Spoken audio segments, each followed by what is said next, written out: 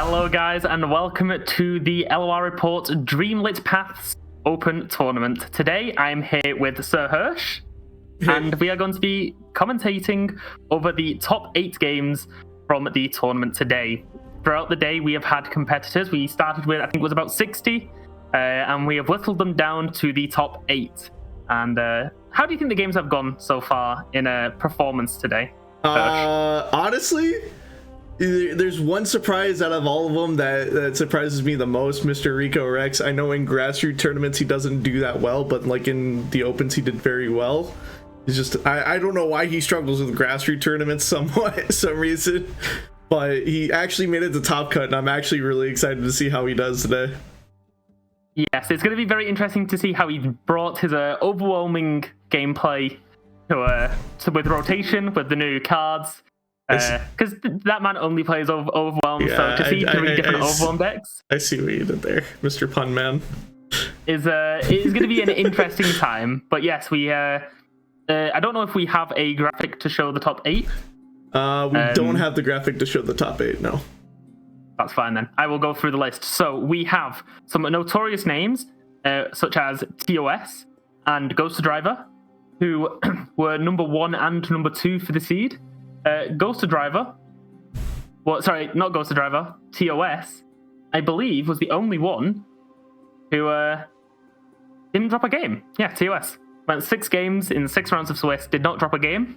Then we had Ghost Driver, Camillari, Rico Rex, and Mega Peros. Yes. And I don't even know how you say his name. Mafalb. They all went 5-1. And then we have 2 lucky people who managed to go 4-2 in their games, which was Dalian. And then I'm just going to refer to this person as Deli, because that's what it is on the end of their thing. So we have Deli and Dalian to round up the top 8. And yeah, I think today has been very good. We had a good show of people, variety of skills. So some people were hyper competitive, as we know with TOS and Ghost Driver. And we had people like Lawa, who is known for being a little bit more on the memeier side with the decks. Still performing quite well. I think they ended up 3-3 at the end of it. So it's good to see a lot of people come and take place in the tournament, especially since there has been the hibernation of the official competitive. Yeah.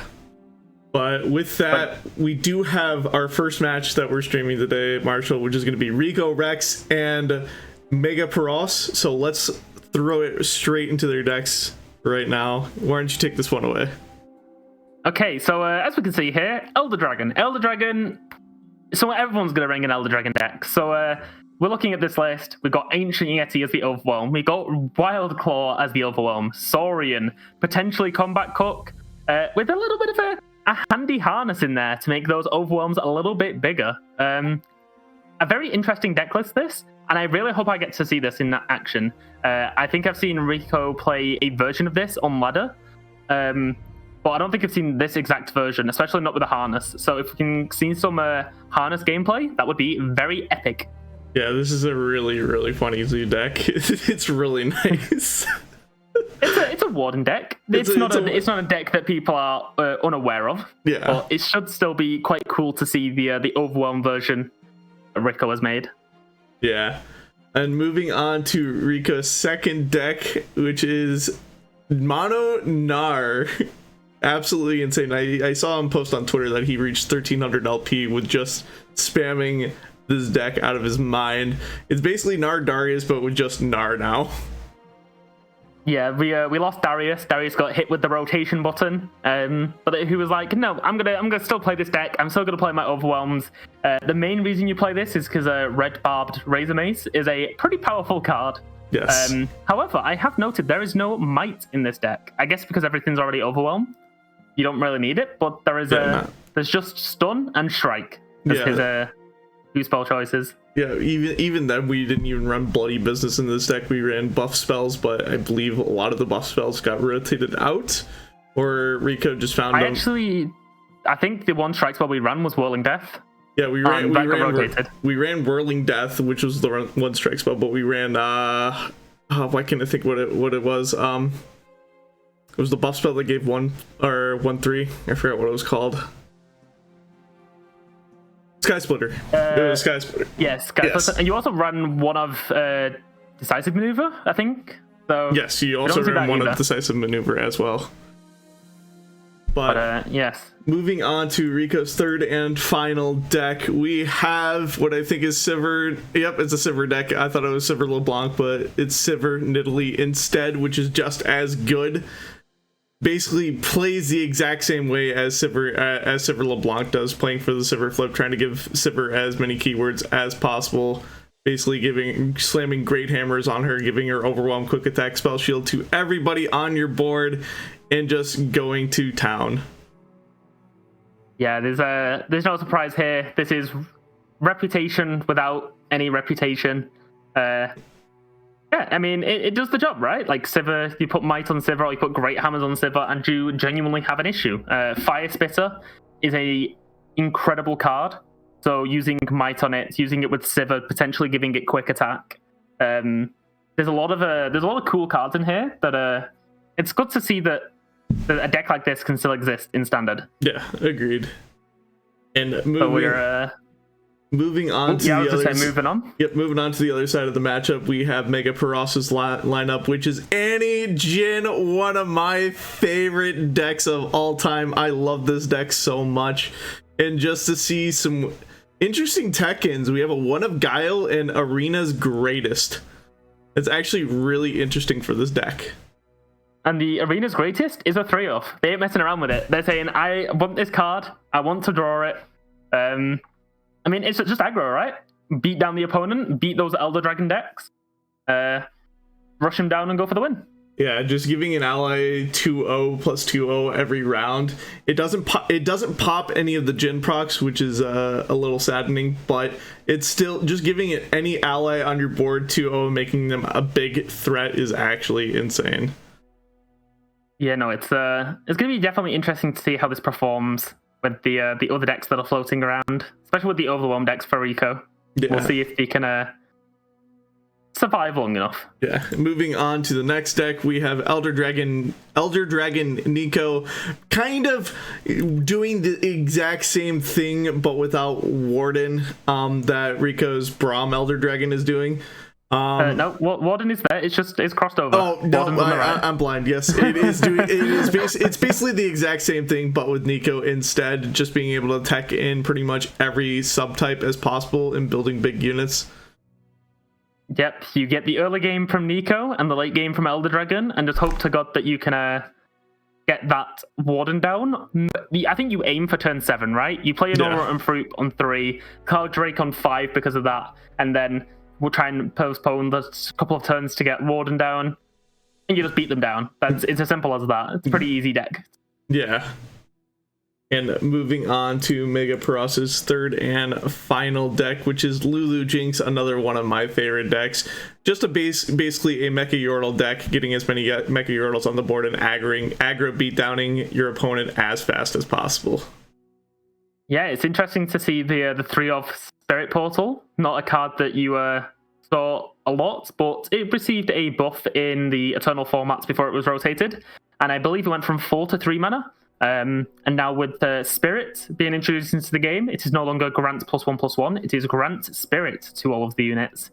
So it could be interesting to see that being played. The buff that it received and the change with the new expansion. But yeah, very aggro. A lot of 1-drops, a lot of 2-drops. Not a lot of expensive cards. Burn you down if you get any lower than like 10 HP. So it'll be very difficult for Rico to deal with this one.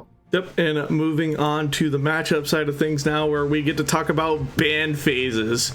What do you think each player is looking to ban?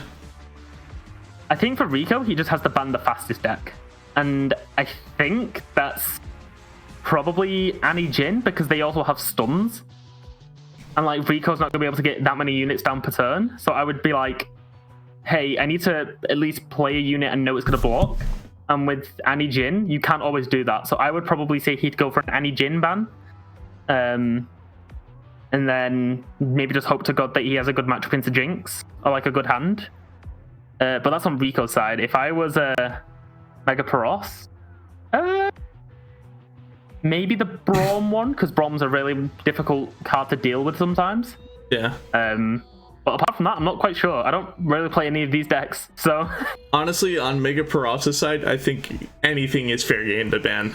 I don't think there's an incorrect ban. Like, this lineup looks kind of scary into his lineup, whereas Rico Rex, I think the ban is pretty easy. You just ban the Nico Elder Dragon deck, just because that's the deck that can keep up with all of your units and just basically grow a huge or a bigger health board for our overwhelm units. We want to keep the lower health units unit decks up as much as possible, just to be able to get as much overwhelm value as possible. Makes sense, makes sense. So hopefully we'll see the bans come through shortly, and then we can jump straight into the games to see who will make it into the top 4, which will automatically guarantee them at least some of the prize pool. Okay, there's the first ban. Nidalee Sivir removed, and surprisingly, he's taking out the Elder Dragon one for Rico, which is not what I expected. He says, I want to go against that aggro. Yeah, we have 3 overwhelmed decks. Like I said, we want to keep the decks that have the low health units on board, just because it's going to be really painful for Mega Paros to really block, if he even chooses to block, because it can go either way. But like, getting overwhelm value as much as possible is absolutely huge for Rico. Yep. So we'll jump into the game shortly, and we'll see which decks they both start off with. I'm going to take a guess, and I really hope that we start with the Braum deck, because I want to see that Harness in action. You don't really see Harness get much play. It's a very interesting card design, which limits it to certain decks, and even then, you've got to see what it goes for. So yeah, maybe we'll see that in game number 1. Yeah, hopefully. But instead, we're gonna see Annie Jin versus the Gnar deck. Yes, I mean, I don't know about you, but if I'm Rico, I'm probably quite happy here. We have a lot of early drops. This hand is absolutely insane. Like, you have such a good curve. You just Omen Hawk into Snowdog, and you just go to town. Like, so we know what's gonna happen here. They're gonna Omen Hawk, then they're gonna Rico's gonna attack on 2. So then he'll play the Snowdog, which then attacks, and then what's going to happen is that Snowdog is then going to buff another Snowdog, and there's going to be a 4/5 Snowdog as their turn 3 play. That's always how it happens. That's always how it happens. It's in the script. It's just like Teemo decks. Teemo decks play it at See, look, he's on turn 2. See, everything's lining up here. So the Omen Hawk means that Crackshot Corsair cannot get the attack unless it wants to trade. It's not a good, it's not a good one. You never see it. And there's actually a line here. Oh, that's a really good top deck with the bird. Shut down the dog. But what's really nice is we did get a +1/+1 buff on our Red Bard Razor Mace, which is nice, and Combat Cook. Just seeing these buffs on our higher end units is so nice. Yeah, they're going to be extremely difficult to deal with, and knowing Rico Rex, he's going to get overwhelmed on that Combat Cook. So it may what a really nice line for Rico to do is the pirouettes, the Crackshot Corsair, and hitting Mana Soul Student here with the stun. Yeah, that would it would honestly be really good, because then if he attacks with the 2/3, then you block it with the bird, and it means that they have no good block really for the dog on the open attack. But it's not going to happen. Oh, we're wanting the Mana Soul Student to swing instead. You know what? I kind of like that. I respect it. Okay, so which one of the 3 You're cards are we going to play? Here, 100%, without a doubt. But it's gonna get met by Arachnoid Sentry here. Yeah, Sentry is a card that is extremely powerful, and it works so good in matchups like this, where it's like, okay, I really need you not to hit my Nexus for 2 damage. I still think it's crazy, by the way. So when Razor Mace was released and Ico was introduced, I just thought Ico was just 1 damage, and then you could increase the cost. I didn't realize it buffed the damage. Yeah. So when I saw the damage increase, I was like, that is crazy. Yeah, Icar is just like Red Bard Razor Mace. Out of all the curses, I think that is the most powerful one right now, especially after they nerfed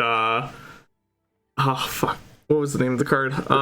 Suppression. Yeah, after they nerf suppression.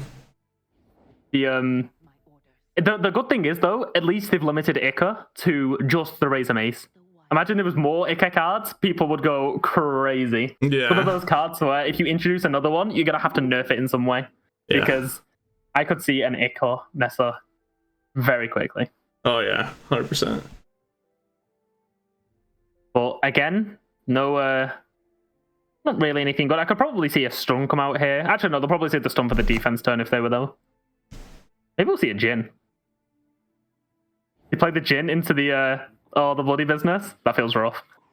I don't even think we need to, honestly.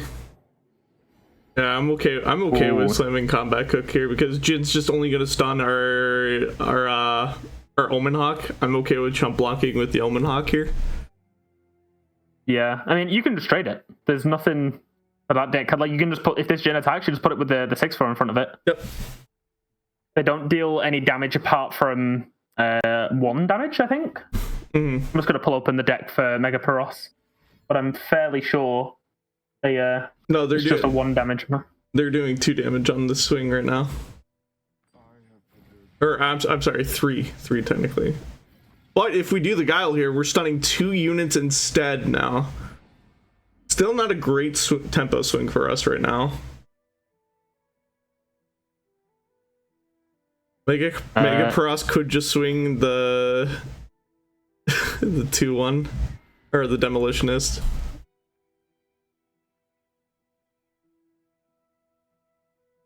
Okay, I'm just updating the score for Ghost Driver, so I know we know how that one's gone so far, but it'll be interesting to see where this game is going to end up. Do we see a block here?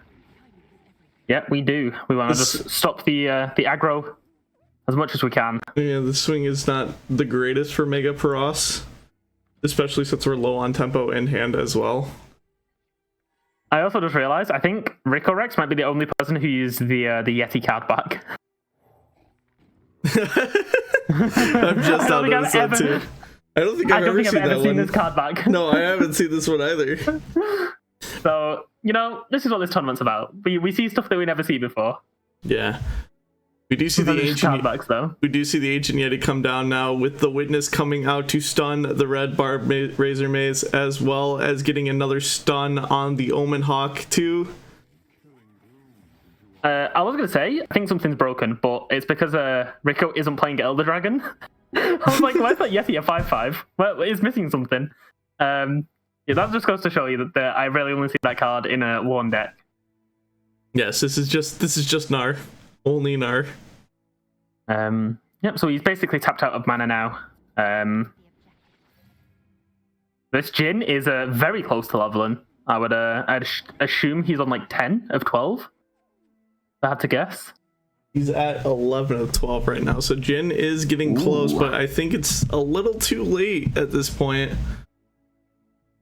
Yeah, I don't think Rico Rex can die next turn, and I'm pretty sure Mega Paros is definitely dying the next attack turn, so... Yeah, like, this Jhin, even though this Jhin is flipping, there's nothing that this Jhin is going to be able to do. Just be, deal 4. Even when it flips, it's just going to deal 4 damage, but it's still not going to be able to trade into anything just because we have this 6/4 combat cook on our side. This combat cook is actually just saving the game here. Because it just stops so much. It's also funny that Jhin stays at 4/4 when he levels. The only card that gets doesn't receive a buff when it levels, I think. In the stats. So, just going straight for it. He's saying, no Jhin for you. Yep, I think Mega Paros has seen the light, seen the Rico Rex. Yep, takes the surrender. And we will now move on to game 2, where Rico Rex is going to bring the Braum deck. This should be interesting. I want to see this harness. This harness is the only thing I want to see. Yeah, I'm really excited to see this deck. This deck is going to be a lot of fun to watch. So we will get into game 2 momentarily. And yes, I assume we're going to see maybe a change up for Mega Pros. I think it's just good practice to try and swap decks, unless they really think that the Yanni Jin is in favor. Oh, 100%. A little bit of a issue there. There we go. There's a spectator there we go. bug. So, that was weird. So here we go. Ooh, a very nice hand for Mega Pros, and a pretty slow hand for Rico Rex. So turn 3 is our earliest card. It's okay for Mega Paras, but okay, as long as we start drawing into discard fodder, we're okay. Yeah, this is the thing. So next turn they play Lulu. They'll play the Scholarly Pioneer, and then that 0-2 is going to become a 4-4. So that shall be yeah, a little bit rough. We do see the harness though. I'm just I didn't see that draw a second ago. We do have the harness. I don't think it's going to do anything in this game, but that's all I want to see. Ooh, Rico saying I'm taking the damage. Goes to 10. Okay, you ready for this? You ready for this crazy idea? We play Combat Cook, and then we equip the Scholarly Pioneer with a harness so we can kill the Lulu. Unironically, I think that's what we're supposed to do.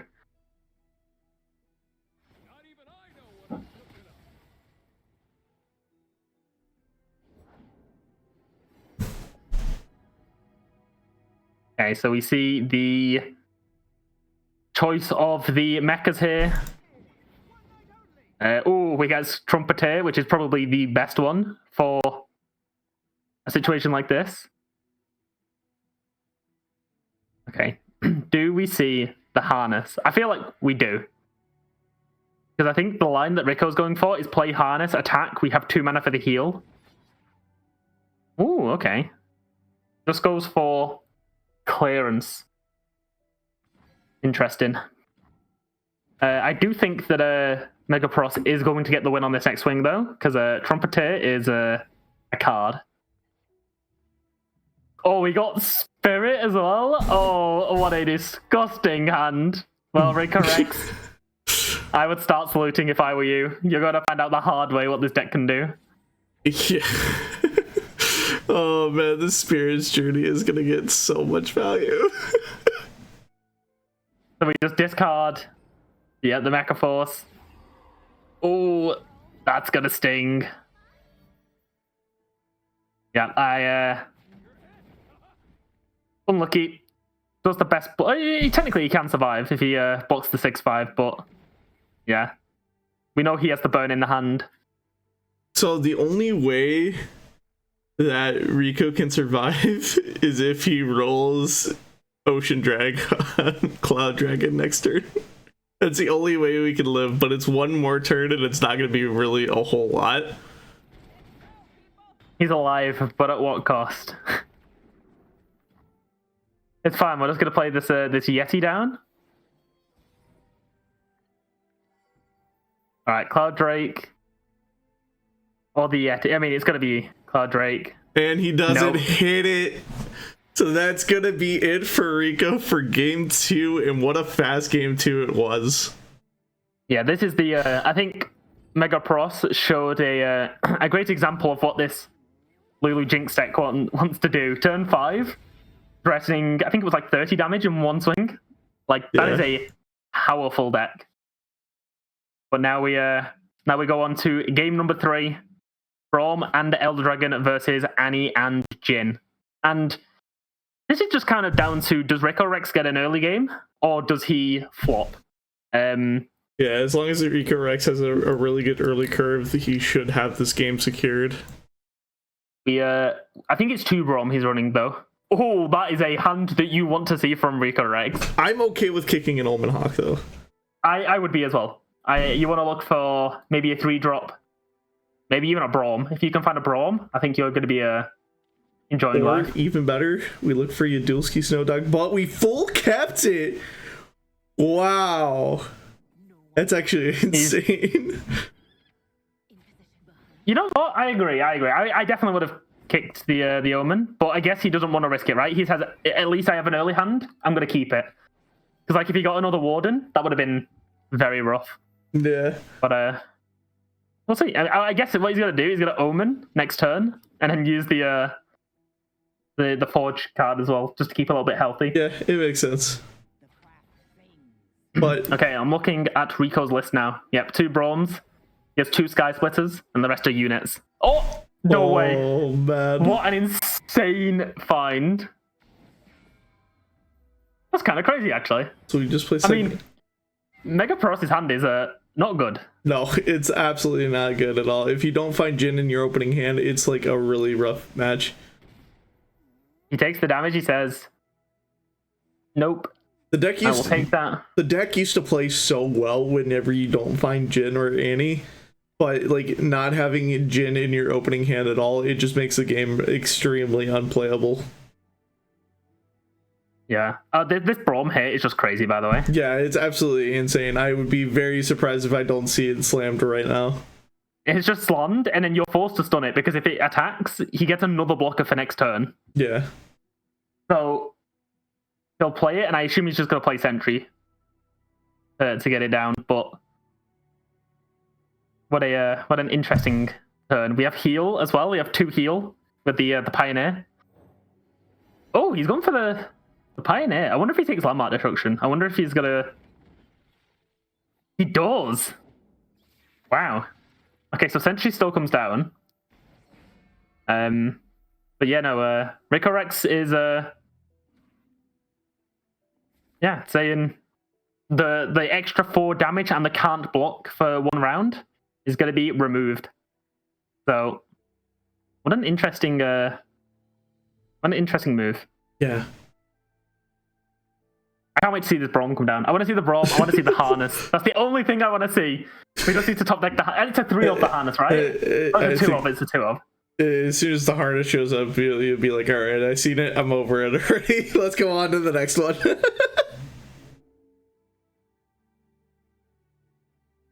Okay, so Mega Pross taking his time.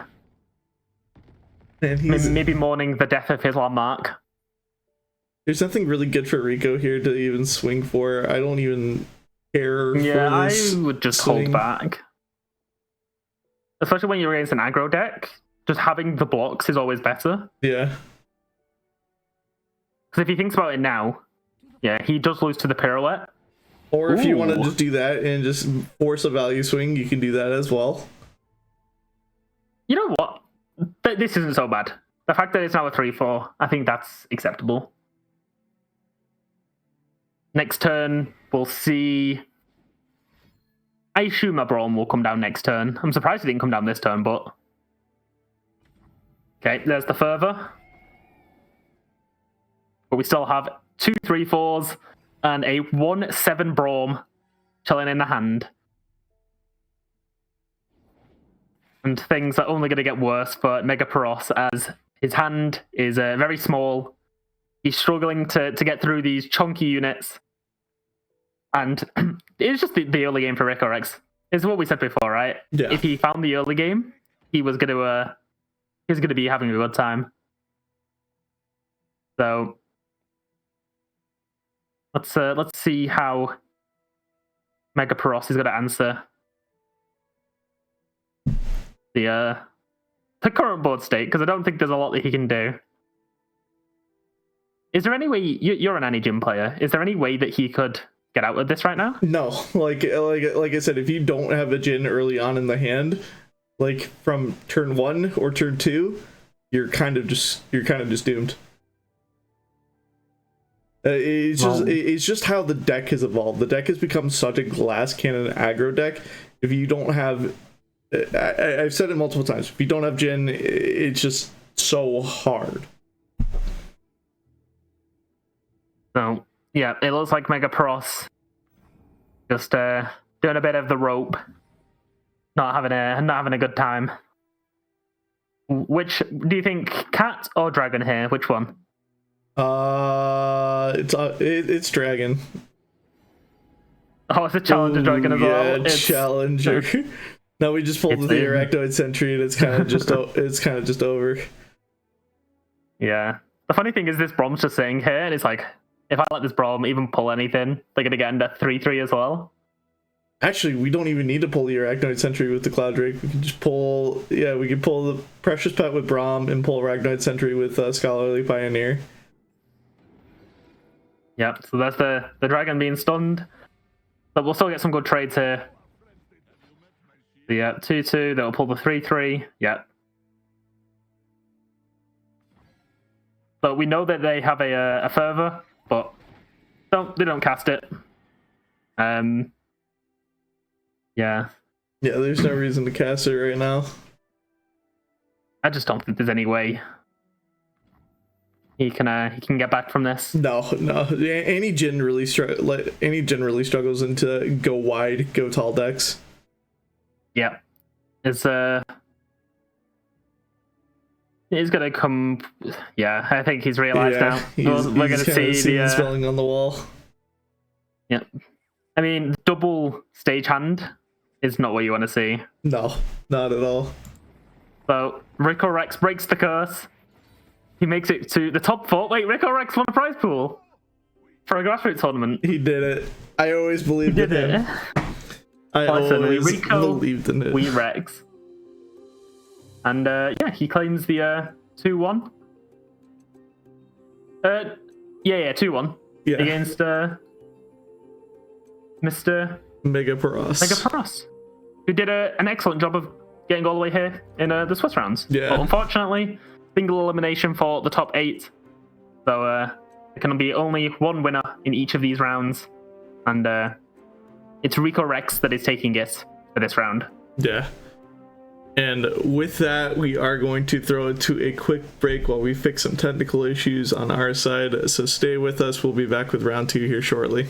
Hello, guys, and welcome back to the LoRreport Dreamlit Paths Open Tournament. We have just finished the quarterfinals, which means we are now moving on to the semifinals. We watched Rico Rex just take on...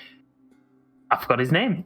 He's got the awkward name. Mega Paros. Mega Paros. That was the name, and he did it quite quickly actually. The second game, Rico Rex did have a bad hand and got blown out by the aggro, but after that he had a pretty insane hand and took the win, which means him, TOS, Ghost Driver, and Camillari are now all in the top 4, which means they are now winning something from this tournament.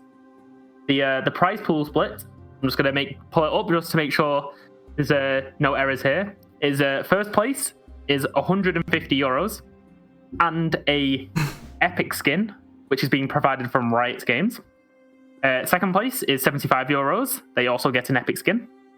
Third place is 45 euros. They get a choice of a rare skin. And fourth place is 30 euros, who also gets a rare skin, thanks to the donation from Riot.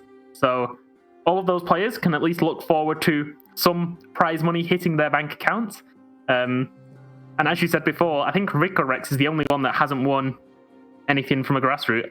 Yeah, I think that's right too. So he's finally done it. It only took several years, but the fan favorite, I would say, quite easily, but is I'm not trying to rain on his parade or anything, but it's an uphill battle from here. He's it's not he's not going to be easy from here on out. Yeah, he's against one of the best players in EU right now, in my opinion. He's not the best player, but he is of at least my top 10. He's against TOS this round, so it's going to be a really, really rough time for Rico. We'll see if he'll be able to get through, but that's not the match we're going to be following today, Marshall. The next match that we're going to be following is Ghoster Driver versus Camillari. Yes, Ghoster Driver and Camillari. Both of them, I'm just going to double check before I do this. I think both of them went 5-1. Yes, they both went 5-1 in the Swiss stage. So second and third place, they are now meeting each other in this semi-finals match. Yeah. I don't know if you want to bring up the decks so we can go through them. Yep, I will bring them up right now. Ghoster Driver's first deck, Teemo Tristana Noxus version. I love out of all the Tristana versions that we've had so far, we've had Demacia, we've had Shadow Isles, we've had Noxus, and of course we've had Bilgewater as well. but the Noxus version is by far one of my favorite versions of all time, just because it is the best aggro Tristana list there is right now. Yes, this is I'm just trying to find my version that I put out a tweet a couple days ago. This was the deck that I used to get to Masters in this season. This deck was very underrated. I don't think I saw a lot of people play it at the time. But yeah, no, the going wide and burning them down and buffing up with a heroic refrain, very good in a deck like this. If you don't kill them with impact, you kill them with burn. If you don't kill them with burn, you just kill them with a Tristana that's just beating you down over and over again. And it's a very good deck. With the addition of Red Bard Razor Mace in this deck, it's just perfection. Yeah, no, it's I think this is just a fun deck to have. It can be countered, but I think it's a very good deck to have in the meta right now, and I'm looking forward to hopefully seeing some games from it. Yeah. Moving on to Ghost Driver's second deck, I believe it's going to be another Nara deck, but with Samira, which is a card that I was not anticipating to see at all today after the nerfs. Yeah, Samira got hit with that with a plunder change. She's no longer on summon. She is a plunder effect. If you want to get the plunder and strike to get the flare, with the flare going back to 1 mana. But we do see some of the Samira's supporting cards here. We have a Daring Demolisher, we have a Dame the Despoiler, and Pirouette, of course. So it'll be interesting to see if Samira can, number 1, level, and number 2, rally. I don't think this is the deck where she will rally. She's mainly going to be used for that plunder activation and maybe dragging some units off to the side. So we'll just have to see how this performs. Hopefully we can see this one in play as well. Yeah. Very good deck, though. Yes, very, very good deck. We do see some changes in pretty much the same units that Rico Rex was running. Actually, no, I lie. We're running Dame the Despoiler. Yes, no, Dame the Despoiler is a 3-mana 3/3 overwhelm. I want to say it's give all allies +1 with a plunder effect. I think that's how that card is written. So really good on a go wide board, especially when you're an aggro deck like this. So yeah, Dame of the Despoiler does get all allies 1/0 on plunder, yes. But we're also seeing some different spells teched in. We're seeing Sky Splitter and Pirouette as well. We're not seeing some of our top end, our other spells like Rico Rex was running as well, which was actually really interesting. Yeah, it seems like a lot of people aren't playing a decisive maneuver anymore. Maybe I'm just incorrect, but I'm fairly sure that card is still in standard. I'm just going to double check now while we're talking about it, because I'm fairly sure it is, and yeah, it is. So I'm surprised we don't see it at least as a one-off, because I think that card is very good, especially in a overwhelm deck like this. Maybe they thought it was just too slow. I don't know.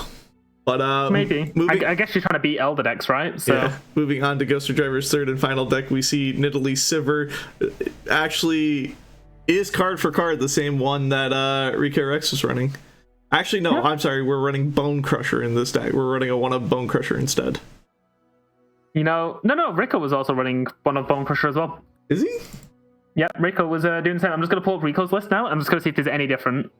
It is literally exactly the same. There is no difference. Yep. So yeah, he may have it actually is card for card. Huh. He's borrowed this. This seems like a fun deck. Who came up with the list? Is it Ghost Driver or was it Rico? Who's stealing whose list? I mean, it's an overwhelm deck. I think there's only one answer to that. But moving on to Cavalari's lineup. Now we have Annie Jin, which is also card for card the same list that Mega Paras was running as well. I think you're wrong again. Actually, no. Yeah, you're right. He is teching in Legion Grenadiers in this list. Yeah, there's one less of the landmark as well. And there is one more Witness and one more Experimenter than the one from Mega Paras. And there's no Guile, which, you know what? I'll forgive him for that one. I think Guile was a bit of an interesting card. It's a funny tech card. It's a funny tech card, yes, I agree. But moving... as we saw, if this deck does not draw Jin, it is a rough time for these players. So hopefully Cavalari is able to draw Jin and help them out a little bit more into this matchup. But moving on to Cavalari's second deck, we have Elder Dragon Vex Nora. Why don't you take this one away? Yeah, I mean, I don't know what there is much to say about this deck. I think everyone has seen this deck more than any deck they have probably ever saw in their lifetime. This deck is a top 3 on the meta right now. It uses all of the Nora cards as early game like stall, using your Portal Paloozas to try and get some units on board as like fodder, just to stall the game out. And then it plays literally every single good card that comes from 6 mana plus. So Cloud Drakes, Fire Spitters, Grim, Wingsinger, Ancient Yeti, Minity, Eristin, and Atakan at the top end to try and close out those games. I mean, it has everything. It has Early Bird to toss away the expensive cards that your opponent might want to be, well, is waiting for the mana to get there, and you can mess around and ruin the game a bit. You have Minimorph to counter cards like Mordekaiser or Viego. But yeah, it's going to be very interesting to see this today, because this is the first time we've seen it. So I've said it once before in a past stream, and I'll say it again. Early Bird is by far the most toxic card in the game. I do not care. Do not add me. I'm going to agree with you.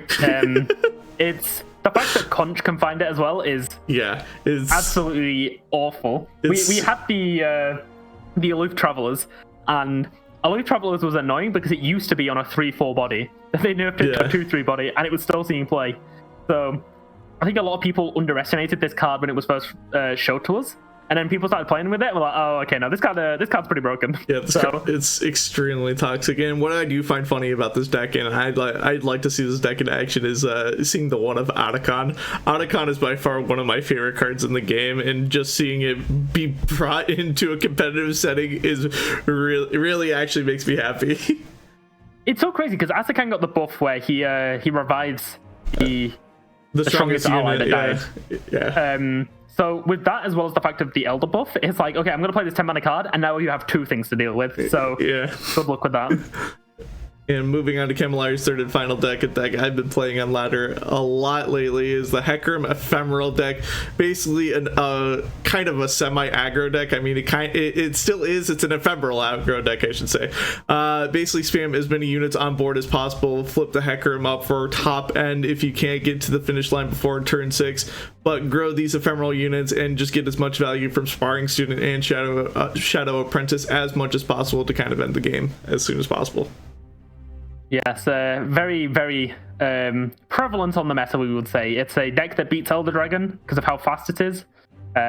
Maybe one of the most broken things I've seen is when they use Iron Conquest and a million sharks. And you're like, oh, well, I'm being run down by a board of sharks on turn 4. It can be an extremely disgusting deck, depending on the hand. But like a lot of decks, if you get a bad hand, you can lose games. So it'll be interesting to see if we can get some of this on stream today. Even though it's seen a lot on the meta, it would be nice to switch it up and see some of the a new deck each time, ideally. Yeah, and moving on to the matchup portion of the stream now, we get to see and figure out the ban phase for each team. Honestly, I think I don't know. Honestly, looking at Ghoster Driver and Camillari's lineup, I think it's going to be the same exact thing as last time, whereas Camillari has free reign to ban whatever he wants. Honestly, you're going against 3 Noxus decks that go big, go wide. It's honestly pick your poison on which deck you want to play into. Yeah, I mean, I think it might just be the case of Ghoster Driver trying to, maybe he might ban Elder Dragon just because Elder Dragon's so powerful, and it's like you do want to remove it, but like his decks are fast. He might think he can kill it before it pops off. It's one of those things. If he doesn't go for an Elder ban, it makes sense, and if he does, it also makes sense. Yeah. I think honestly, Ghoster Driver is probably going to look to ban the Hecarim deck just because that's the only deck that can get tall enough to be early on just to be able to deal with our buffed units. It also has healing, which it also has healing as well. As a Noxus player, yeah, allergic to healing is what I always say. Yes, we don't like healing. Healing is cheating when you're an aggro player. Didn't somebody like make a quote about that? Like, I don't remember. I know that's been like a very big quote in the community, where if you have healing in the deck, everybody's like, oh, healing is cheating. Healing is in fact cheating. Yeah, I could see the healing ban because none of these other decks really heal. I'm a little surprised. This is the first time we've seen one of the new champions in a deck list as well. So, goes to show you the strength of the new cards. I just want to point out, I think if I'm not mistaken, looking at the stats, only 2 Lux decks were brought this week. Here's the thing, I think Lux is the most diverse out of them, which is not the strongest. And it's like, I kind of like that. I kind of like the fact that I could build potentially. Oh, so we were right on the healing ban. Yeah. No healing and no Teemo, because Teemo was always on 1. So I guess we answer that. But yeah, going back to the Lux, I think Lux is very creative. You can build lots of different decks with her, or lots of decks that synergize with her. Yeah. And I like the fact that she is not broken, because if she was broken, it would impact the deck building of, okay, well, people are just going to only play the best version of Lux. And now it's kind of like, she's in a good spot where you can play her in many decks, and they're all kind of good. Agreeable. So, yeah, so hopefully we'll jump into the games very shortly. But yep, here we go. So we have Samira and Nar versus Annie Jin, I think that was. Yeah, that's Annie Jin. Oh, he has the Jin in the starting hand. It's actually nice, but unfortunately, yes, we have Jin in the hand. Yes, we're able to do a lot of things, but the rest of our hand, not looking too good. Now, what do you mean? I love playing my 2 drop on 2, my 4 drop on 4, my 6 drop on 6. Yes, I love playing my Imperial Demolitionist when I have nothing to proc my Imperial Demolitionist with. I mean, have you seen this devil? Look at the devil that's on the other side of the board. Yeah. He's a true terror. Oh, we actually might see a block here. No, I don't know. No, never mind. Take it back. With how bad our hand is looking right now, you're not allowed to take a block here. Oh my god, and it just gets worse. I really, really like. I mean, you can't even attack here, right? It's just bad. Yeah, you kind of have to attack here. You need the gym procs. Oh, and he hands the open pass over. Ghoster Driver's not going to take this at all. He's either going to play. I don't think Ghoster Driver's allowed to not take take this pass, but he is instead. Oh, look at who it is! Look who it is! You understand what's about to happen? I know what's about to happen. I know what's about to happen, but why don't you explain to everybody else what's about to happen? I think what's about to happen is we're going to play this 2-drop, the one that was buffed. Oh, not this. Huh? Okay, that's a bit different what I thought was going to happen. I thought we were going to play the 2-drop, the Demolitionist. And then it was going to make the Pirouette go to 1 mana. Then we were going to play the Dog. Then we were going to play the 4 mana card. And then we were going to stun it and kill the 2-1. And we were going to deal a lot of damage. I did not expect them to just be playing Samira. So that's what I thought was going to happen. This line, it grants us a lot of damage here. Except we didn't do that line in specifically. The line I was thinking is we do 1 damage to the Nexus proc Pirouette here, kill the Imperial or the Saboteur and stun the Jin, and then we're just swinging into face for a lot of damage here. Yeah, I feel like we've missed quite a lot of damage here. And as the Samira deck, I feel like we just want to be doing that, right? Like we just want to be going for that stun and damage, stun and kill. Oh, we find the Sky Splitter. That's pretty good. Demolitionist comes down. That Jin is getting crocked. Slowly but surely. Quick side note, there was a spider that was crawling up on my monitor. I tried to kill it, and I didn't kill it, and now it's just missing. I don't know where it's at. This is where you've learned a valuable lesson. To not piss off the spider. Yeah, not piss off the spider. Back to the game. Back to the game. Ghoster Driver is not quite sure what to do. Okay, there we go. We finally see an action. Nar comes down. I like this Sky Splitter. It's really good that we we have a card that we can actually play, because we're running it as a 2-of, I think it was. So, Yeah. So it's hard for the opponent to play around it. what's the plan? Buff the saboteur or buff the demolitionist to a 4/2? Oh, that does proc Jin. Yeah. So this is the thing I was very confused about when you said it. It does proc Jin because it's a skill. It puts it on the stack. But I thought when you said it, I was like, does Jin not count focus skills? But I was like, I'm fairly sure he does. I didn't think it was a skill because I just saw like the key or focus on it. Yeah, it's the first focus skill of the game. So, oh, we're going for a pirouette and okay, so they are going for a bit of an attack here. I would love to see a pass here, and then we block the Jin with a 2/3 with the dog, and then we pirouette it and say goodbye to Jin. We don't even have to block it with the 2/3. We can just block it with Gnar. Or just do this too. That works as well. So stunning the Jin. So the 4/2 is a thing. We're leveling Gnar. So Gnar is flipping. Samira, if we had one more mana, we could play a card and Samira would level. Oh, I don't think it's looking good for the Annie-Jin player again. No. Looking very bad. If the action goes over to Camillari, I can very much expect to see... Actually, have they got flow? Ooh, never mind. I think they might actually use the flow cards rather than the experimenter. I'm okay with just opening. I am also okay with that. We know that they run stuns, and we know that their hand has been very bricked. So you could probably see Ghost of Grabber taking a good guess on what could possibly be in the hand. Okay, it goes for the development though. Oh, we've got to go for that stun as well with the Jin. So 2 stuns. Interesting.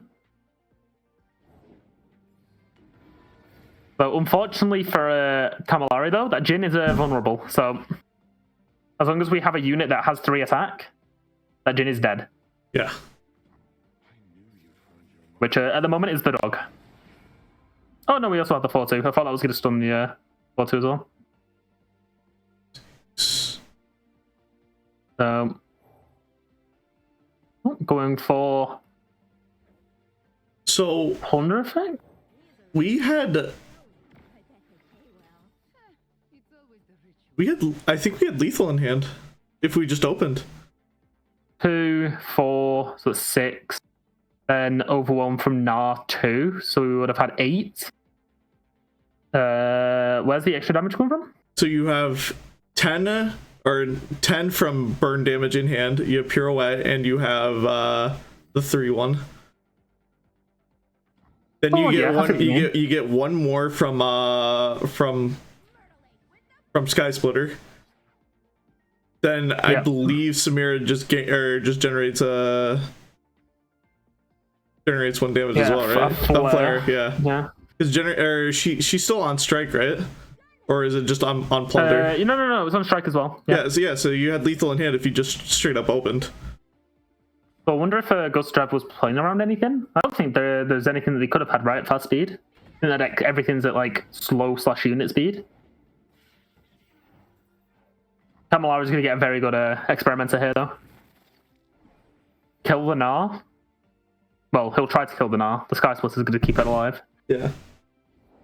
Oh, he gets an Annie top deck as well. So he literally doesn't burn a single card and he draws 3. Yeah, wow. Those are always feel good moments when you get those. Okay, so we're going to get the Plunder effect here, which for both Dame, maybe Pirouette. Samira's going to flip. Actually, Ghost of Driver's got a very good hand here. Because we're going to stun one of them and deal damage. You're always stunning the Annie here. Yeah. You kill. I mean, they're also getting the skill off, right? With the landmark, the Greatest Arena. Yeah. But you don't want Annie just generating any more value as much as possible here. So very surprisingly, this Samira's flipping, and Very surprised. Didn't think in a deck like this that would happen, but hey, I've been proven wrong. The only issue for Ghost Driver now, though, empty hand. And this deck doesn't draw, apart from Saurian. One may say hand empty, no cards. Hand empty, no cards, Nexus low.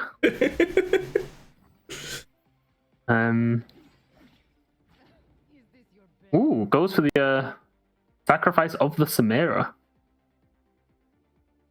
Do we have Overwhelm lethal? I don't think we do, right? Because Nars attack buff, Nars at 4, 6 plus 4. Yeah, so I think we're missing some damage.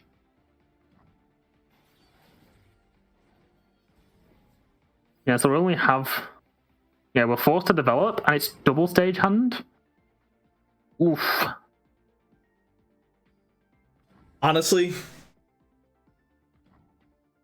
it's not the best move to open attack. It's not bad for Camillari. Camillari is still okay. Yeah, because they don't have that much burn, right? It's just Samira. We're pushing at least 12 damage right now. If Ghoster Driver magically does not develop, we're pushing at least 12 damage now, and we're pushing even more on top of that. Yeah, this is a 2, 4, then 7, then they 4. That's 11. Yeah, so they have a lethal with the units, but yeah, we'll have at least one block. So yeah, we'll go down to 10. And we know that any Jin runs further. So as long as Ghost Driver keeps up a 4 HP, we don't have to worry about that. Yep, so now that is going to level, so we're guaranteed to get the kill with the Overwhelm. We just need to make sure we don't drop below.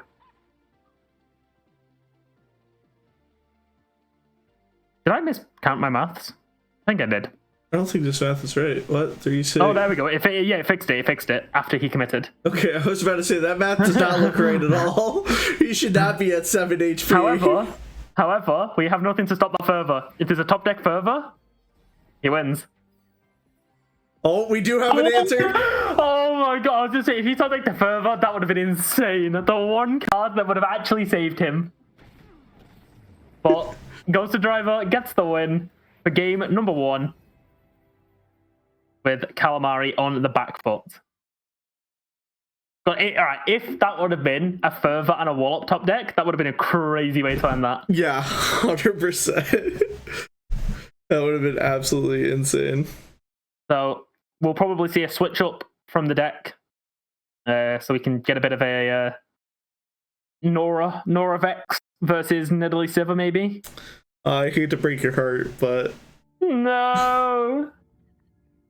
This is like the third Anijin game that we've seen on stream. I mean, hey, you're the one that picked this match. True. Well, it was either that or we go back to Rico Rex. And as much as I want to do that, we need to show some. We need to show that we're not favoriting anyone. What do you mean? We're not. We wanted to watch TOS. Yay! That's not favoriting. Yeah. We didn't want to watch Rico. We wanted to see TOS. That's not favoriting. Definitely didn't want to watch Rico. I'm kidding. Well, Ghost Driver here, getting a good attack. Double Bloodletters in hand is a little bit rough. Camillari does have the Jin in hand. Gotta get a good trade with the 2-3 here, I think. So there's always that. Yep, does go for the trade there and gets the vulnerable on the Crackshot Corsair. The only issue is this Merciless Hunter can only hit the target that already has. Ooh, that's a good top deck. You can Bloodletters. Play that. I like this. I like this. It's unlucky if he uses that pirouette, though. That card doesn't exist. Card does not exist. Yeah. So, I think running 1 health units in the current meta is very dangerous, by the way. Mainly because the there's a lot of Pythos being thrown about, so I don't like to see it. Oh, this is disgusting. Oh, yeah, I've just realized what you said. This is not good for Ghost Driver. Actually, I'm okay with taking 4 here. We just develop Saboteur here or Crack Do you Truck not think he's Corsair. going to drag? I mean, if he drags, do we really care? Probably not. I don't really think so. It's just a Crack Truck Corsair. Like, we're okay to live without it. Yeah, I will say, though, that this Ghost Driver hand is not what he needs. Yeah, no. Like, this Pirouette here is about to get insane value next turn. Yeah, we'll see the develop of a Merciless Hunter. And, yeah. Actually, no, because there won't be a stun, right? So, further top deck as well. There will be Similar. a stun. Oh, never mind. We're just going straight for Jin, the most aggressive line we could take right now. So, it's Merciless Hunter the Jin, I guess. Kind of say to him, look, you can't attack. I don't like this at all. Like that line just kind of screws our whole entire tempo. Yeah. Like playing Saboteur here into Pirouette was by far the most tempo play that we could have done. Just attacks with the Jin as well, because he knows that it ain't going to be surviving much longer. And then we can see the Bloodletters go onto the Dark Enthrall. And Sivir comes down next turn. And wait, that Dark Enthrall can kill the... Oh, that's quite interesting, actually. So, if he puts the Bloodletters on the Thrall falls the Jin, he can keep it alive with a Fervor. Yeah. If he pulls the Sivir, it survives. So, let's see. Blocking with the 3-1. Yeah, I guess this is fine. You just put Bloodletters on the 1-1s. Yeah. And then you have a nice board. I like this. So, and then when they die, we can get Zalani the turn after. Or when one of them dies, I guess. So let's see what a Ghost Driver does. It passes the action just to see what Kamilarri is going to do first. Gets the stun out, which is good. Yeah. Because it stops the Sivir spell shield from being popped.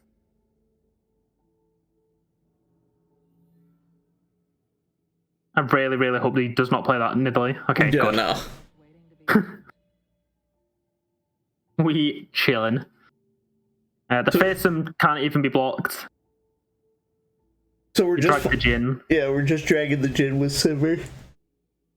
And if we don't, we're gonna lose. The Jin can survive with a Fervor. Yeah. So let's see. Okay, good pull. Yeah. Very good turn for Ghost Driver. Somehow managed to pull his game back a little bit. Was a little bit worried in the early game there. So further to the Nexus. Oh no. That is we got an update from the other side of the bracket. We did. Yeah, you want a good news? You want the good news or you want the bad news? I'm going to assume the good news. All right, let me guess. Good news is Rico Rex won and TOS, and the bad news is that we'll never get to watch TOS. It's the other way around. The good news is we'll get to watch TOS, but the bad news is Rico Rex lost. Okay. Well, he made it to the prize money, right? He did. That's all that matters. He still has a chance for third place. Yeah, he can claim that. He's done quite well today. Only running Overwhelm decks is actually quite impressive considering it's not a deck that you would expect to do well. Oh, 100%. Speaking of not doing well, Kamilarri is struggling to get some presence on the board. Yeah. This Blade Squire, by the way, is so good. Oh, yeah. I love this. Just drop that down. Hey, this is a blocker. He passes? Guess he wants to keep the bloody business. Okay, so we know what their exact hand is now. Yeah, you don't have to worry. This is such. This deck or Anijin is like I said earlier. It's so glass cannony. It's if you make one small mistake on this deck, like the game can just like be your downfall. Yeah, just playing that Jin down on 4, I actually think just threw the game a little bit. Yeah, normally you hold on to Jin until he's actually flipped or until you absolutely need him, but we were in a position where we didn't really need him quite yet. Just having more damage with just that pirouette play was such huge tempo. We would have pushed at least 8 damage there, and this game would be a completely different game right now. Yeah, and we see the blocks of the units that don't have ephemeral, just because that thing's dying anyway. So Ghost Driver saying, I can risk that damage. Is that the overwhelm keyword? I don't know which command that is. I'd laugh if it is. What is that is, I believe, quick attack. Okay, because if it's the overwhelm one, he just wins the game on the open attack.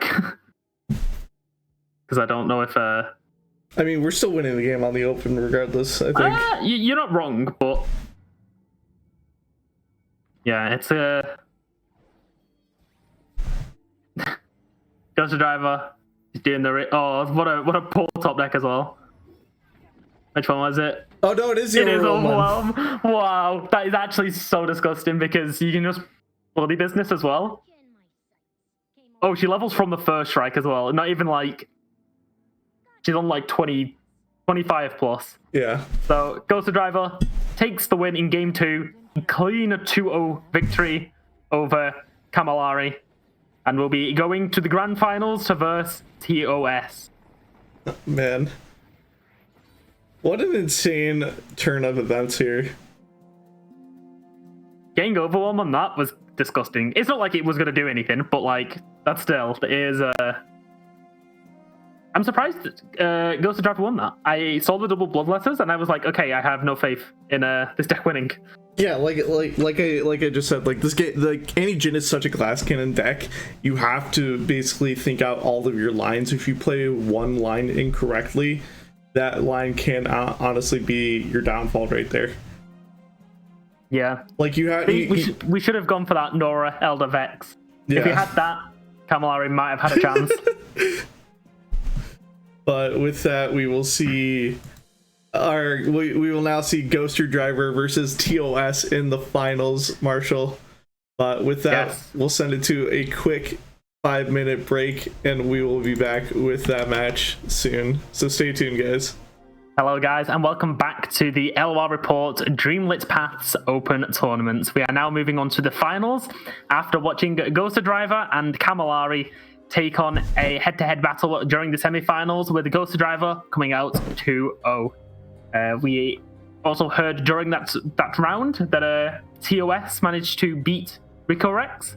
So we have a TOS versus Ghost Driver as our main grand final. And to find out who is in third place, it will be Rico Rex versus Camillari. And yeah, it should be an interesting round, I think. TOS and Ghost Driver, I'd probably say were the fan favorites to win, one of the, like, between the pair of them. 100%. So, to see them in the final, I think it's gonna be a good one. We'll see a lot of high gate, like what's the word I'm looking for? High skilled gameplay. 100%. Yeah, it's gonna be a close one. And it might honestly just come down to who gets the better draw. We'll see what decks they're running very shortly, but it might just be, did you draw really good, or has Riot punished you for taking part in this tournament? 100%. So moving on to the deck list, we'll quickly run over Ghoster Driver's decks once again. We have Teemo Tristana, Go Wide, Go Tall, aggro deck. Absolutely one of my top favorite aggro decks of all time right now. Moving on to his second deck. Why don't you take this one away, Marshall? Yes, this is the Samira Nala that we saw last round. it's just a go wide and kind of overwhelm deck with the pings from Demolisher, Pirouettes, Samira's Flare, the Razor Mace. Yeah, you just kind of go wide, and then you have for your top end a bit of overwhelm, so that your buffs from the dogs, the Omen Hawks, the Despoilers, they're going on for the overwhelms, and you can overwhelm them there. You also have Narf, which is a good finisher as well. Yeah. Moving on to his third and final deck, which we literally just saw. We saw Nidalee Siffer, and what an insane turn of events. This deck is a very powerful deck if it's able to draw into its curve properly, but we saw that Ghoster Driver was able to shape the curve back into the game and be able to take that 2-0 victory against Camillari last set. But moving on to TOS's decks now, we have Kennen Tristana instead of Teemo. We're running Kennen now, and I think I didn't see Bandle Gunners on Ghost Driver's so Bandle list. Gunners is a version that I ran. I ran a version with Bandle Gunners because I think Bandle Gunners is an excellent top-end card. The 3 impact, the 5/5 body, it's hard to deal with. The impact is really scary. I am very curious to why Kennen, though. I think Teemo is always the better option, personally. But, hey, TOS has gone 6-0 in Swiss, so I'll let the man cook. He can show me how this works, hopefully. Probably going to play very similar. The only thing I want to point out, though, one of Heroic Refrain. A very powerful card, especially in a go-wide deck like this. So I'm quite surprised to see it. I think the reason we're doing Kennen is just because it's, yes, Kennen or Teemo's able to generate a little bit of value just by throwing puff caps into the deck, but Kennen is just that upfront value that you don't need to wait for. Teemo, you do have to wait for your opponent to draw just to be able to get that value out of him, but like I said, Kennen is more upfront, being a 2-1 quick attack. Yeah, I can see that. I could see the reason for running that. Moving on to TOS's second deck, which is, I believe, Nico. Oh no, it's just Nico. It's just Nico. No Warden. No, it's Nico Teemo. So there's the Teemo. we found where the Teemo's been. Yes. I guess we're just going another go wide kind of a subtype gameplay here for using the Razor Mace, using Saurian as like top end, 2-0 Heroic Refrain. I like to see this a lot more. Guess we're not in Noxus, so no Mites, no Noxian Fervors. Yeah, we're just we do see a full set of Pytos though. We're just basically looking for a faster gameplay here with this deck. I don't know how well this deck is gonna fare. I mean, TOS knows a lot more than I would about this deck. But with that, moving on to the third and final deck, I think this is one of my favorite Demacia decks. It is. Oh, hell yes. This is what we like to see. This is what we like to see. I love elites. Elder Dragon, yeah, he just make it a little bit more cringe, but you gotta love a bit of elite gameplay. Gotta play for that Ramhound on 1, Battlesmith on 2, Badger Bear on 3. You go wide with some Vanguards on 4. You play Garen on 5, then you get a tracker for free. The tracker gets the Elder Dragon buff. Oh, it's just... Now that's my deck. That is what I like to see.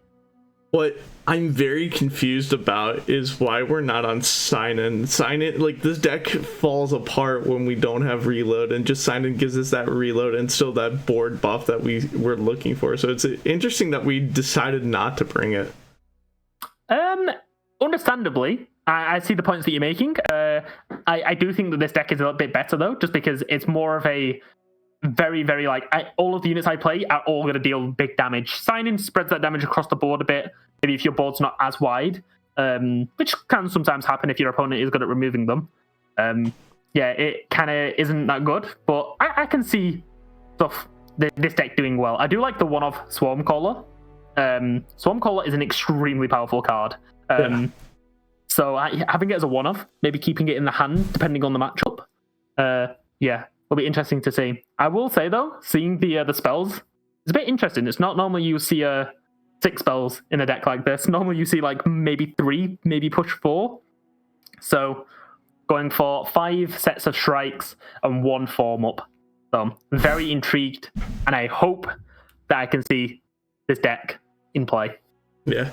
And moving on to the matchup screen, we'll see all the decks all at once and discuss bans. What are we thinking for bans here?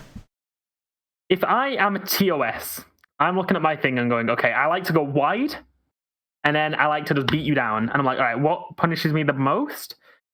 And I'm going to take a guess and say that the Samira deck will get banned because it has some stuns.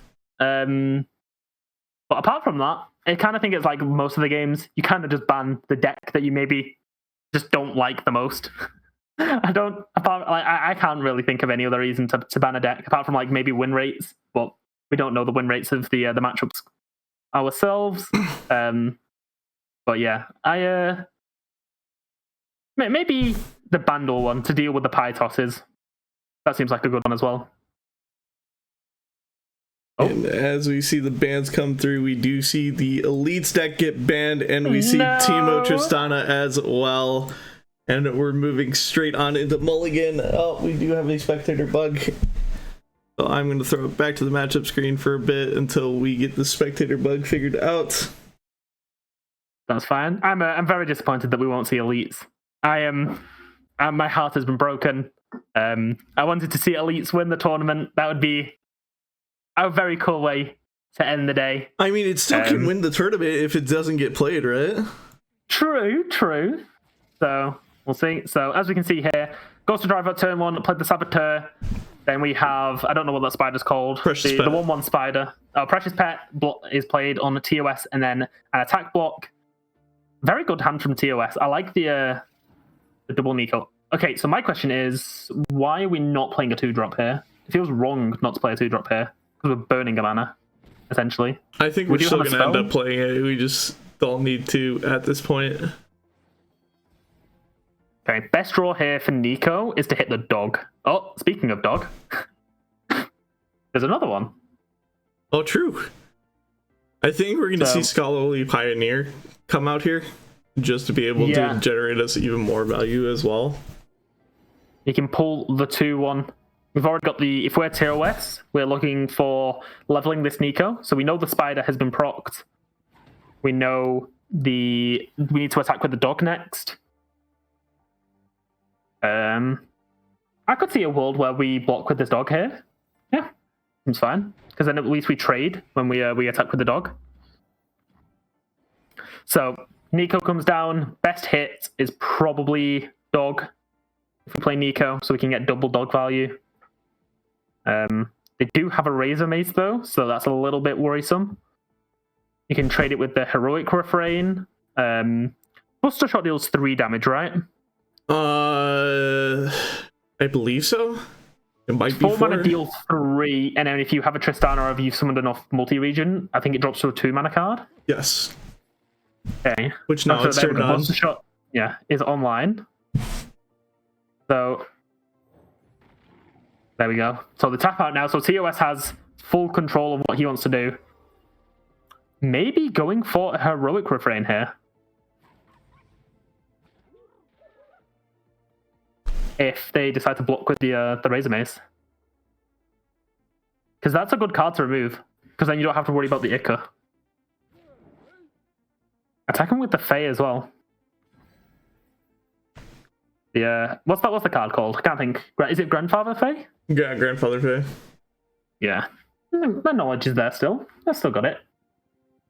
So, is Ghoster Driver heads up? Because Ghoster Driver can make a really heads up move right here by just throwing Red Barb Razor Mace under the Grandfather Fae and just block the rest.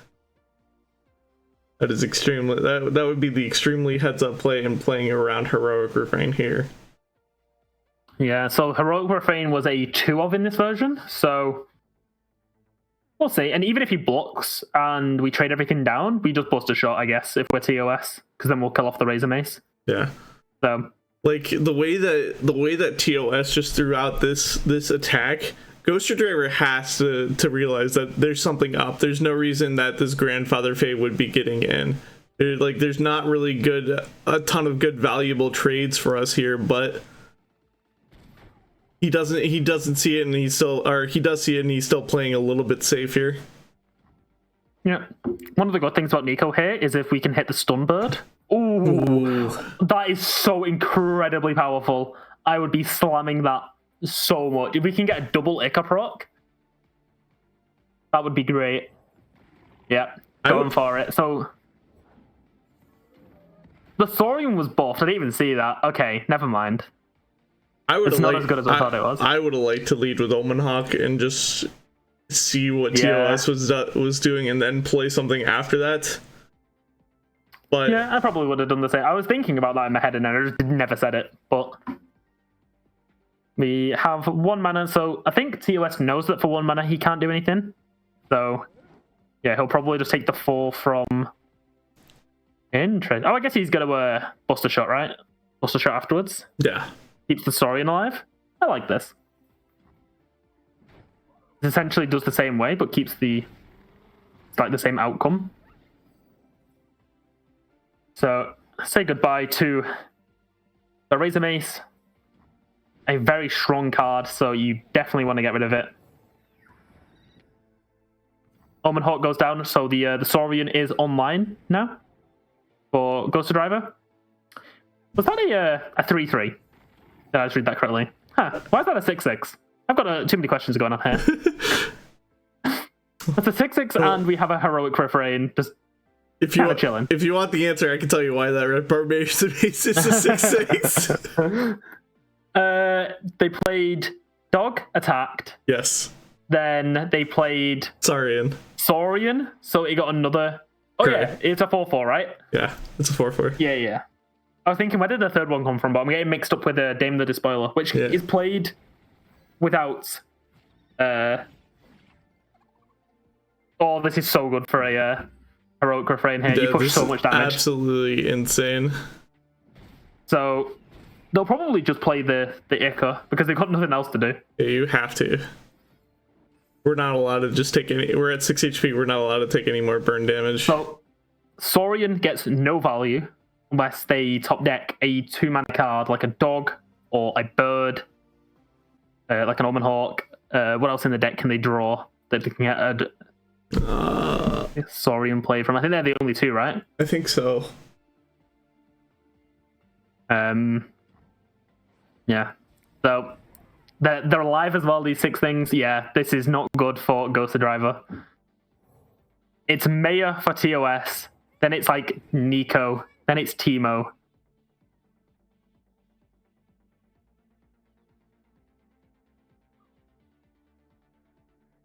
The thing with this Nico is that you probably want to play it first, because if you can get the Stun Bird, it's really good. So, choosing an option for TOS right now. Wonder what they're currently looking at for Nico. They're playing Nico. Interesting. They played Nico as herself. I wonder if the options were just that bad that they say as bad. Oh, we get a really good Nico splitter, shape splitter. Well, if I'm not mistaken, Nico is you either play Nico as yourself or you're locked into playing one of the units that you generate. So they just TOS just generate. Nico can turn herself into one of 3 units. Yeah, but it's in like, I guess the 3 units were just bad, right? No, when you either have the choice of dropping her normal, or once you choose, pick me, disguise me as one of 3 units, you have to pick one of the disguised units. Oh, no, Nico's in that same choice. Like, but I know what you mean. Yeah, once you put it on the stack, you can't take it off. I assume that's what you mean, right? Yeah. Yeah. Open effect from TOS here, and Nico's flipping. It is the biggest Jova I've ever seen. This is where Nico shines.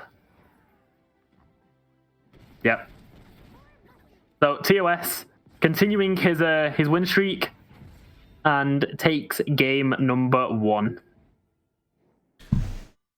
Yeah, what an insane game 1. It was a lot of back and forth. Yeah, it was just that unlucky Buster Shot that came out from a TOS to shut down the Razor Mace, and Ghost Driver was basically on the back foot from that point on. Yeah, pretty much. I was lucky enough to meet TOS when I was at the Lore Invitational. A very chill guy. So it'll be pretty funny if he wins and I have to transfer him that money over. Why, okay, are you saying you owe him money? Well, at the moment I do, because he's second or first in the tournament.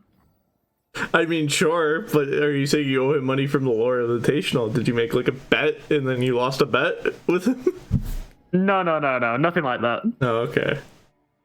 I will comment on though that dog just pulled a dog that was buffed. So now we have a. It's obligated. You're obligated to do that, right? Team on 1, dog on 3. You know, the average. Yeah. I'm not gonna lie, this hand from Ghost Driver is actually the most disgusting thing I've seen. What am I looking at? He's got amazing curve right now. This is... If he had a bad hand last game, they're making it up for this game. Look at him, he knows. He even knows it's a good hand. Armed Acquisitioner. I assume he's gonna take Blunder to take that, deal with the overwhelms. Buster Shot is online, so just like last game, TOS is gonna blunderbust that Razor Mace to the next game. Oh, ooh, we are gonna trade with. We are gonna get a valuable trade here. I like it. I do too. I like it a lot. We get the Ica in the hand though. It's like Yeti next turn. Oh, killing the Mayor. Now that's a power stance. Yep, so next turn we can play one of the Yetis. Yep. Oh, man. Pretty bad for Ghost Driver right now, because he can only do like one card, and then next turn he can only really do one card. So... Unless he wants to play Yeti in the Despoiler and not get any of the plunder effects. It's a 5/5 we just got. Okay, so we're doing 1 damage on the side of TOS. Damon the Despoiler does not have a tag. So Saurian is not going to be able to be triggered. So maybe double Yeti this turn. Combat Cook, Yeti, just as good. Yeah, I like Combat Cook and the Yeti here. Absolutely and then we have Mana disgusting. First Pirouette. Yeti first. Yeti keeps mana open. A 3-mana Combat Cook. Oh, we're probably the worst options for... Yeah, I wouldn't be happy with that either, TOS. Yeah, no. You can have Can't Block or the lowest statted one. Oh, no! We literally get the best ones here. You can get either the big stat one or you can get Overwhelm. Like, both of these are like the best. It's so funny, actually. Unironically, I think Shepherd's Authority here, because then when it dies, you just put it on an Overwhelm, and it's like, oh, this Overwhelm is like a 3/2 larger. Takes the Overwhelm. Yeah, I do like the Fishawag just to be able to have that upfront damage now. You can see a stun coming out. I think this Loping Telescope is going to have to try and find something very, very good, or else we're in trouble. Equinox. That's what we need. If we use that on the 5/5, the spoiler, it goes to a 3/3 with no Overwhelm. Yeah. Which probably the best thing that you can do. However, none of the units are dying on this attack. So this is a lot of Ghost Driver coming in right now. Yeah, I think Ghost Driver has took game 2 without a sweat, actually. I actually do not think at one point he has worried this game. And that goes to show you the power of the dog. That dog came in on 2, then the dog came in on 3, and the game was over. Oh man, and we have a Saurian play and a Yeti play as well this turn. It's going to game 3, Hirsch. How do you feel? Very excited, honestly. Like, I just for a last match at finals, I always love seeing it go to a best of 3. You get that nail biter storyline. Oh, what is this? Did you break this game? What's going on here? Why is he getting 1 drop? I stacked his deck. It's a buffed 1 drop and a Yeti. Like, he's gonna play both of these cards, and TOS is just gonna be like, alright, I'll just surrender. Yeah. Yeah, I get it. I think the funny thing about this as well is that the Pirouette is actually gonna kill a card here as well. Yeah. So he can play all of his units and Pirouette to kill. So Well, TOS trying to figure out what his moves are right now. Playing Buster Shot just to get rid of the unit right now. yeah. And that was the target I would have said it would have been best for the Equinox. So I would have done it to the 5/5. Yeah, I would have done that in the maybe the other way. Get rid of the 5/1 with the Buster Shot, and then silence the 3/3. Yeah. Well, the 5/5 so it became a 3/3. But that's just me. Do we see the pirouette? Is he gonna go for it? No, you go for it next turn. He's just open attacking next turn. I don't think he's doing anything else. Yeah, take out an extra unit. We open attack. I mean, fair.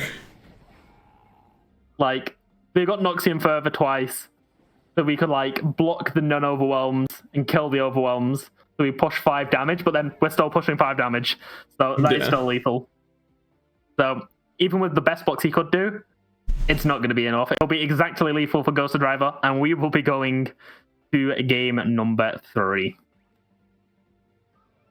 There we go. Surrender from TOS. Accepting his fate. And we get to see every deck that these 2 distinguished gentlemen are bringing to the finals. Which is now Kennen Tristana versus the Nidalee Sivir.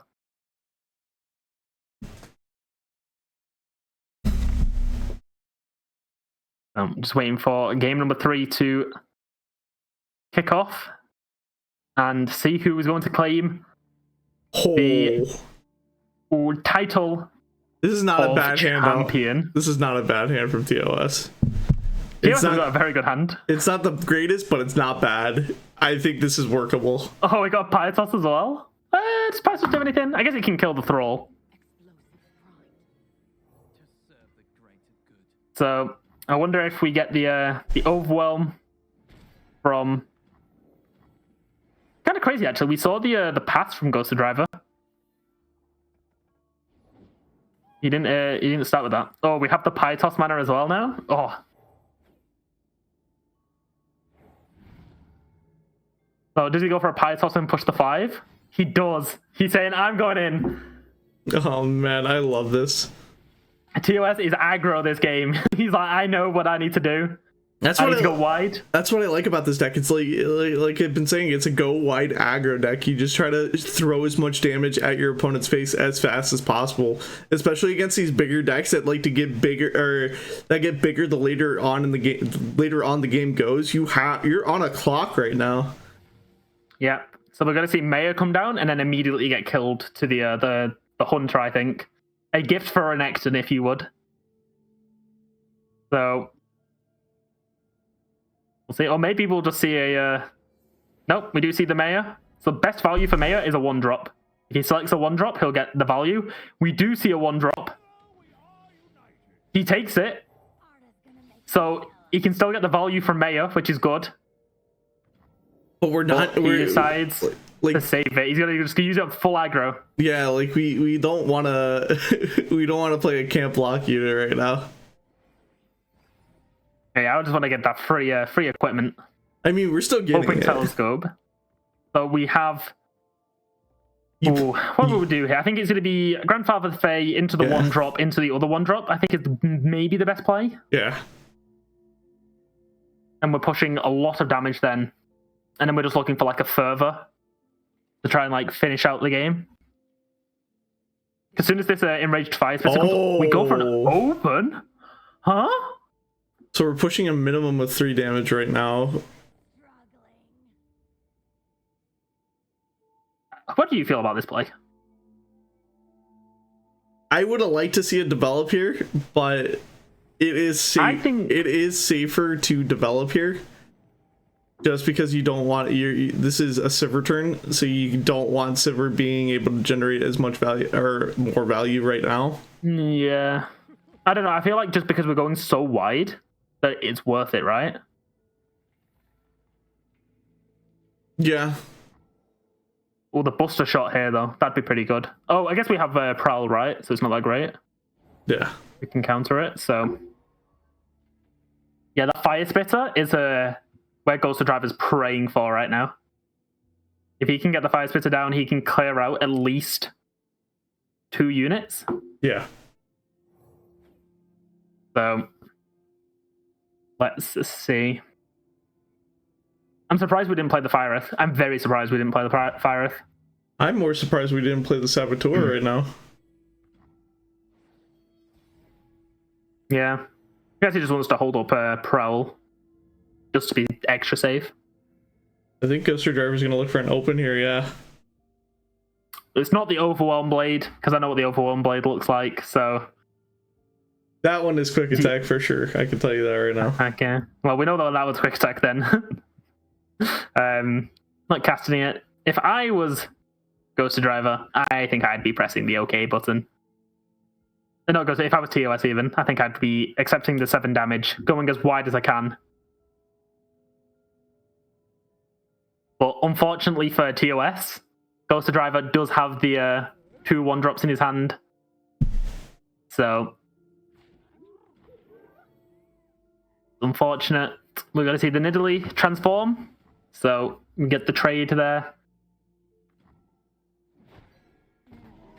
And, yes. So we'll see development now. Maya into Lopin Telescope, maybe. Ooh, Shadow. Mechacaster, hello? Mechacaster's broken here. We didn't take it? What are we doing? What's going on? We could have Fire Rift into Mechacaster. That would have been such a good turn. I mean, I do like this. It keeps our curve lower. The reason we're doing this is because, like, if we go all in on a big unit, then we're just playing ourselves into bloody business, right? Yeah, I guess there is 3 bloody business, I think. So yeah, I guess he's trying to play around it. And it might just be the greed in me. No, I mean it also might be just be a caster vision, but like I'd be going for it. I'm like, oh yeah, like we had a further top deck as well. Oh, it would have been so good. Oh, that would have been incredible. Wait, why didn't we play Prowl? Prowl doesn't. It's a +2/+0. Yeah, on Nidalee. It's only a +2/+2 on the Bush. Oh. So yeah, that's why Prowl's not great. Oh, we go for the Zalani. Oh no, we don't. I thought they selected Zalani. Oh, that fire spit is going to do nice amount of stuff here. I don't know. I think Ghoster Driver might be able to survive here. What do we see?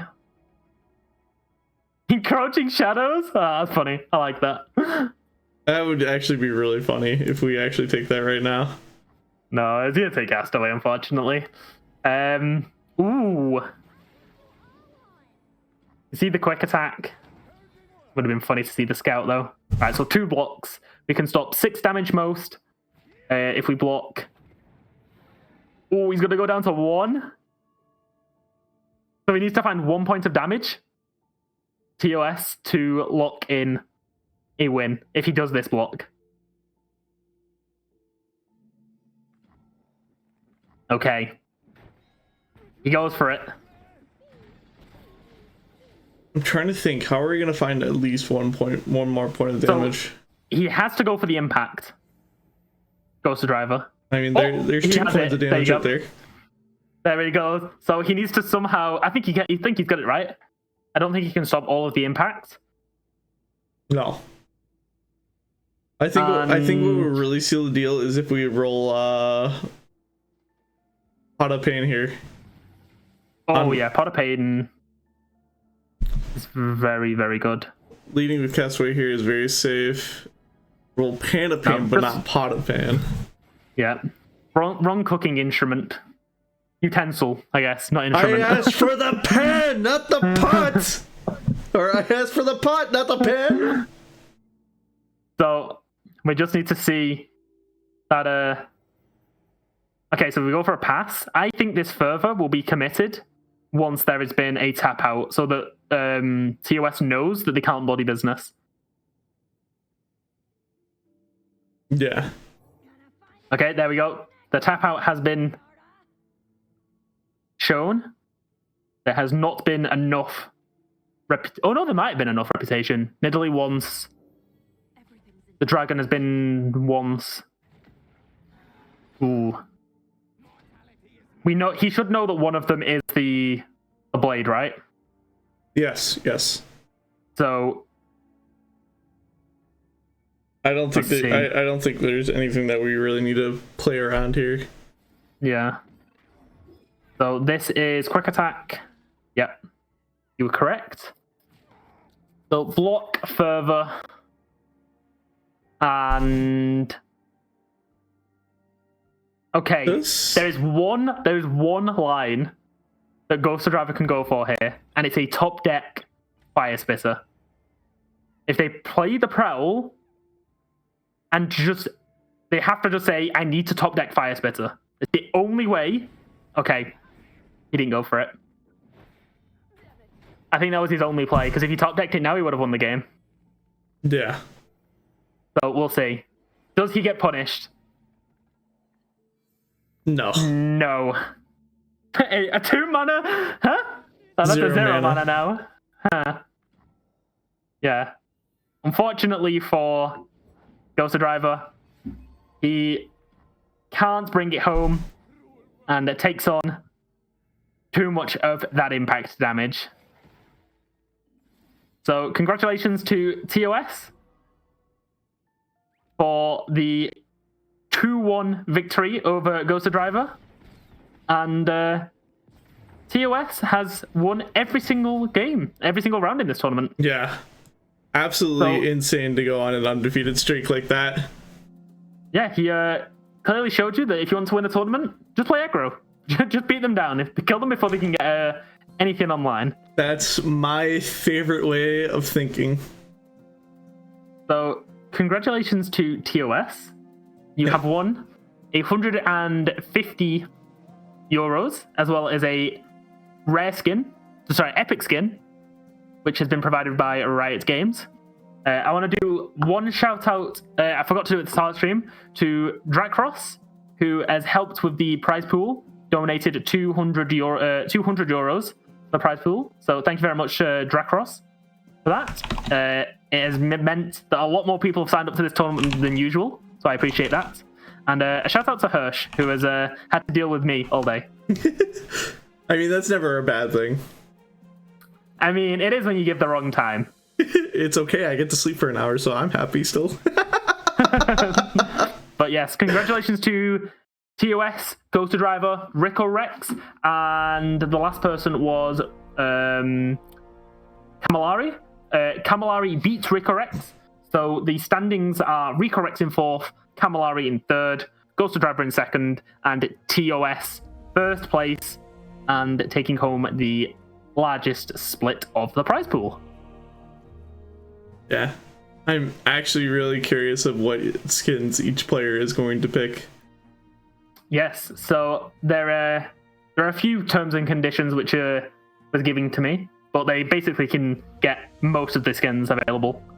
So yeah, it'll be interesting to see what they choose. So I'll be reaching out to them individually, and yeah, they'll get their prizes within the next week or two. I would imagine Riot would be able to facilitate that. Yeah, we're just waiting on TOS to join VC so we're able to do this interview. But in the meantime, Marshall, what was your favorite highlight of today so far? My favorite highlight? Oh, I'm gonna go for. Oh, there's been a lot of good stuff. I think I do like the last couple of games though. The dog on 2, the dog on 3, the overwhelm beatdown. I mean, I also like when Rico Rex was playing and the Braum came down and it was a 1-7, and it was just like, oh yeah, that Annie-Jin deck, that's not doing anything. Yeah. But yeah, there's been a lot. I think it's been enjoyable that I've not seen as much Elder Dragon. I think that's a highlight. A lot of people have said no Elder Dragon, so this tournament's been kind of fun because it's been different to the ladder experience. Yep. And we do have TOS joining us for the interview finally. TOS, how does it feel to go completely undefeated today?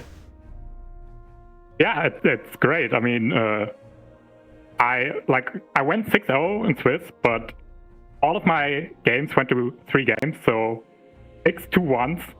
It was quite exhausting. But like, when you have the chance to play competitive lore again, like you gotta play as much as you can, I guess.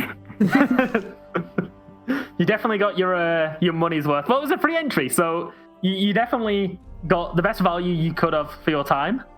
You got as much lore as you could for your competitive wants and needs since the hibernation. And sure. you get to take the biggest slice of the prize pool pie, which is nice. Since when was the last time you won an open? It was the Glory Navori, right? Yeah, it was the Glory Navori Open, the Eternal Open, which was the only time I actually won an elimination match. So whenever I win a single elimination match, I win the whole tourney, apparently. So there you go. You found the way to cheat it. I also realized that's probably exactly a year ago, I think. Yeah, like 11 months, I think. Something like that. Yeah. So maybe it's just once a year you're allowed to win a tournament, and it has to be within the month of May/June. But you've done absolutely amazing today. Do you want to speak a bit about your lineup? Because you had a pretty interesting lineup. Yeah. I definitely wanted to bring the Nico Timo because it's just my comfort pick. Like I just like playing that. I tried to build around that. And I mean, you have to bring an Elder deck, of course, so I just went with the Elite version. I was hoping it would get bumped every game, because I didn't actually want to play it. I don't enjoy it as much as the other 2 decks, but I had to play it like in 3 rounds, I think, so. How did the Elite deck perform for you? I think the win all of them? The Elite deck went 3-2, I think. Ooh. Timo Nico went 8-0, so that's definitely the carry deck, and I think the Tristana Noctis deck went like 6-5 or something like that. Wow. Definitely showed the power of the Nico Timo, though. We were questioning the Kennen at the start. When I saw the deck list, I was like, I would have gone Timo personally, so it's kind of... Yeah, I too would have gone Timo, but it was a bit of a problem. Yeah, like, Timo really carried like some of the games. Like in round 1, I played against Lava, and he drew like 7 out of the 10 shrooms Timo put in there. And then round 2, I played against Marcus, and it was the 1 HP shroom lethal when I would have been dead on open. So like Timo really carried me today. I think Timo's just one of the cards where he's really strong, but you can't really nerf him anymore. Like you need that number. Is the 5 puff caps is like you just high rolled really. If you're putting 5 puff caps in on turn 1, sure. There's I mean, especially when Lava's drawing 7 in the first 10 puff caps that you put in. Yeah, that's pretty really crazy. He's so flexible. Like he's a Yordle, he's a 1-cost, he's an elusive, he's multi-region. You can just slap him into everything, and he's just doing his job. Maybe putting some shrooms in. That's just good. If you don't remove him, in theory, if we remove the aspect of the time, he's a 1-mana 6/1 for every strike he puts in. So. Hey, that's a he was a 1-mana 8/1 in some games. Exactly. Very, very powerful. But yeah, thank you for taking part in the tournament. Thank you for joining us in the, thank you for hosting the post-game chat. And hopefully we can do more of these tournaments in the future. And we'll see you maybe come and claim the title again as a champion of the Open. Yeah, I'll definitely join again if you do something like this again, if I have time, of course. But it was fun. Yeah, thank you. Yeah. Sounds good. And with that, I think is there any shout outs you want to give to anybody, TOS, before we send it out? Not really. Like, maybe shout out to Ghost Driver, like 2 Germans on 1 and 2. Like, I already played him in like the last round of Swiss when we were both 5-0, so definitely deserved second place there. But yeah, that's about it. Alright. With that, I think we'll send it off. Marshall, why don't you send us off? Sounds good to me. So thank you everyone for sticking with us with this tournament. I'm very happy that we managed to actually get this going. Hopefully we can work with Riot again in the future, maybe to increase the prize pool or get some more prizes to intrigue people to play some competitive LOR again. But yeah, thanks for watching. Thank you for everyone that participated in the tournament, and thank you again to Hirsch and Dracross for their help in tournament organization and donation of prize pool. So yeah, that's all from me. All right, take care, guys. See you later.